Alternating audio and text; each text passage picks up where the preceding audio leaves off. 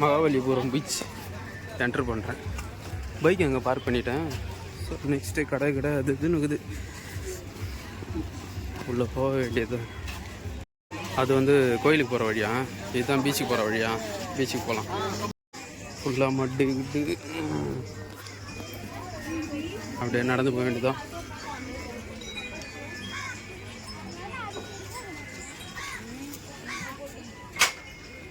அந்த side park மாரி இருக்குல்ல, செம்மையாக இருக்குது. கொஞ்சம் வந்து பார்த்திங்கன்னா ஃபுல்லாக கூட்டமாக தான் இருக்குது. ஃபுல்லாக ஒரே கடை தான். சைடு ஃபுல்லாக கடை. அண்ணான பக்கம் கோயில். பீச் உள்ள என்ட்ரு ஆகிட்டோம். ஒரு வழியாக பீச் உள்ள என்ட்ரு ஆகியாச்சு. கொஞ்சம் என்ஜாய்மெண்ட்டு தான்.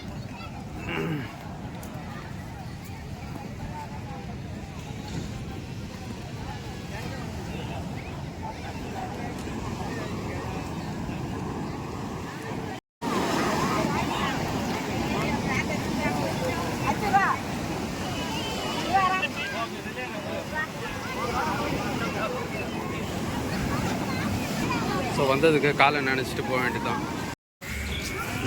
நெக்ஸ்ட்டு லைட் ஹவுஸுக்கு தான் நம்ம போகிறோம். ஃபுல்லாக கடை தாங்க, ஃபுல்லாக கடை. அங்கன்னா பார்த்தீங்கன்னா லைட் ஹவுஸ் போகிறதுக்காக மூவ் பண்ணிகிட்ருக்கேன். கொஞ்ச தூரம் நடக்கணும். நாங்கள் வெளில வந்துட்டு மறுபடியும் லெஃப்ட்டு கட் பண்ணி கொஞ்ச தூரம் போனால் லைட் ஹவுஸ் வரணுங்கிறாங்க. இப்போ அங்கே தான் போயிட்டுருக்கேன்.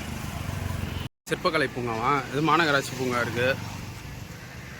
இந்த இடம் கொஞ்சம் அமைதியாக இருக்குது. ஒரு வழியாக லைட் ஹவுஸ் வந்துட்டாங்க. கொஞ்ச தூரம் தான், ஒரு 20 மினிட்ஸ் வாக்கில் வந்து இங்கே இருக்குது. நிறைய பார்க்கிங் ஏரியா இருக்குது.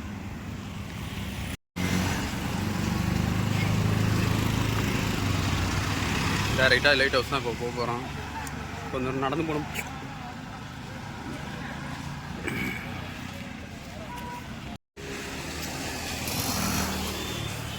ஒரு ரொம்ப சைலண்ட்டாகவும் அமைதியாகவும் க்ளீனாக ஒரு ரோடு.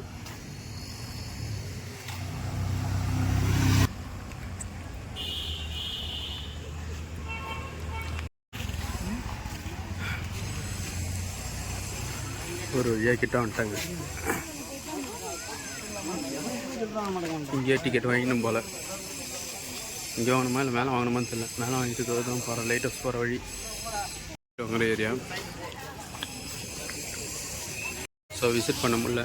ஏன்னா வந்து ஸ்கேன் பண்ண சொல்லுது. அதில் கார்டு நிறைய கேட்குது.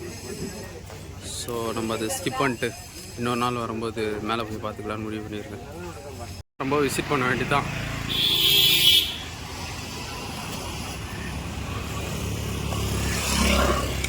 ஐடி நிறைய ப்ரூஃப் கேட்டாங்க. ஸோ அதெல்லாம் பேடிஎம் இருந்தால் தான் ஸ்கேன் பண்ண முடியுமா, அந்தமாரி இருந்துச்சு. சரி கிளம்பலாம். இன்னும் நானும் முடிவு பண்ணி வீட்டில் போய் சாப்பிட்டு வேறு எதனா வேலையை பார்க்கணும்னு முடிவு பண்ணியிருக்கேன். எப்படியே இருந்த லைட் ஹவுஸை பார்த்துக்க வேண்டியதான். இன்னொரு நாள் மேலே போய் பார்க்க வேண்டியதான்.